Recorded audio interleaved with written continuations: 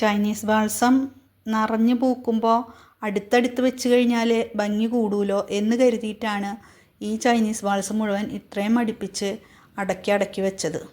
പക്ഷേ വെയിലിൻ്റെ കാഠിന്യം കൊണ്ട് വിചാരിച്ച പോലെയൊന്നും ആൾ പൂവ് പിടിച്ചില്ല കേട്ടോ. പക്ഷേ അടക്കി വെച്ചപ്പോൾ അതിൻ്റെ ഉള്ളിലൊരു ഗസ്റ്റ് വന്നു പോയി. ഗസ്റ്റ് വന്നു പോയെന്ന് മാത്രമല്ല, പോയ പോക്കിൽ ആളുടെ ഉടുപ്പ് അവിടെ മറന്നു വെച്ച് പോയി.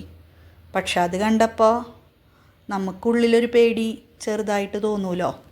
അപ്പോൾ അതുകൊണ്ടാണ് ഇന്നത്തെ ലോങ് വീഡിയോയിൽ പറഞ്ഞ പോലെ നമ്മൾ കാര്യമായിട്ടുള്ള കാട് വെട്ടിത്തെളിക്കൽ പരിപാടിക്ക് ഇറങ്ങിയത്. എന്തായാലും ഒരു സൈഡിൽ നിന്ന് നമ്മൾ ക്ലീനിങ് പ്രോസസ്സ് തുടങ്ങിയിട്ടുണ്ടല്ലോ.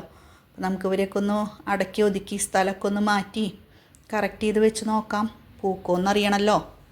നിങ്ങളുടെ സപ്പോർട്ട് ഉണ്ടെങ്കിൽ നമ്മളുടെ മുന്നോട്ടുള്ള പോക്ക് എളുപ്പമാവുള്ളൂ കേട്ടോ.